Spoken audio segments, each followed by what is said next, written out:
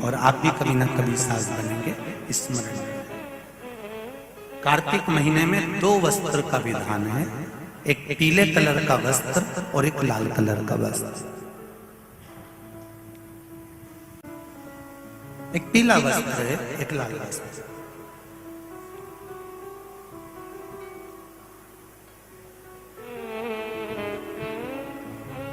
आज देवउठनी एकादशी है। ऐसी कोई माता नहीं होगी जो अपने घर में तुलसी जी का पूजन नहीं करे।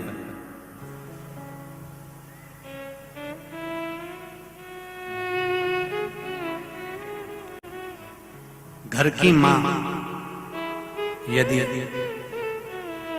आज देवउठनी एकादशी के दिन लाल वस्त्र, बैकुंठ, वैसे तो पचवीगन का महत्व बताया गया है स्कंद पुराण में, जो 5 दिन पीछे के होते हैं। आंवला नवमी से जो क्रम पचवीगन का चालू होता है पूर्णिमा तक, बैकुंठ चतुर्दशी के क्रम तक, उसका जो महत्व, इन 5 दिनों की महत्वता वैसे स्कंद पुराण में कही गई है, पर आप समझें उसको। लाल वस्त्र अगर कार्तिक महीने में तुलसा महारानी पर ओढ़ाया जाता है और वही वस्त्र बाद में रख लिया जाता है संभाल कर, तो उस घर में किसी कर्म गति के कारण भी अगर अपशब्द निकल रहे होते हैं तो वो अपशब्द वो वस्त्र रोक लेता है, वो वस्त्र रोकता है। कौन सा वस्त्र?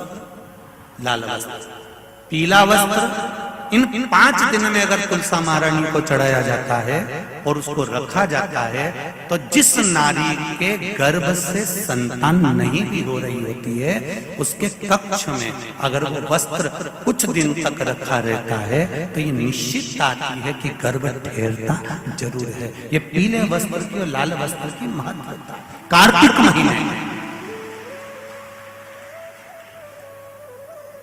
अब कई माताएं कहती हैं कि हमारे पास में लाल वस्त्र नहीं है, हमारे पास में इतना नहीं है, तो लाल कलर का लच्छा भी तो आता है, नाड़ा। बोलो आता है कि नहीं आता? लाल, तुम्हारे घर में सिलाई करने का लाल कलर का धागा तो होगा ना कि नहीं होगा? लाल कलर का लच्छा तो होगा, नहीं होगा सफेद कलर का धागा तो होगा, उसको कंकु में लाल कर दो। पर उस वस्त्र की महत्वता को हम समझें।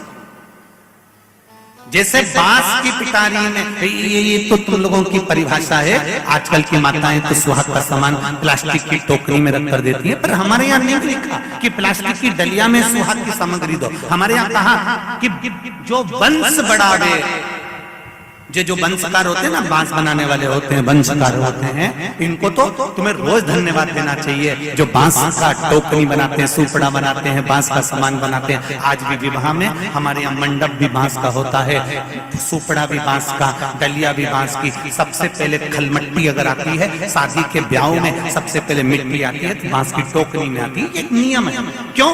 क्योंकि जिसकी शादी में मट्टी, इधर लाते मट्टी, जिसकी शादी में मट्टी बांस की डलिया में आती है, उसको संतान के लिए डॉक्टर को दिखाने की जरूरत नहीं पड़ती। जिसकी शादी की शुरुआत प्लास्टिक की डलिया से होती है, फिर उसको टेस्ट भी करवाना ही पड़ता है।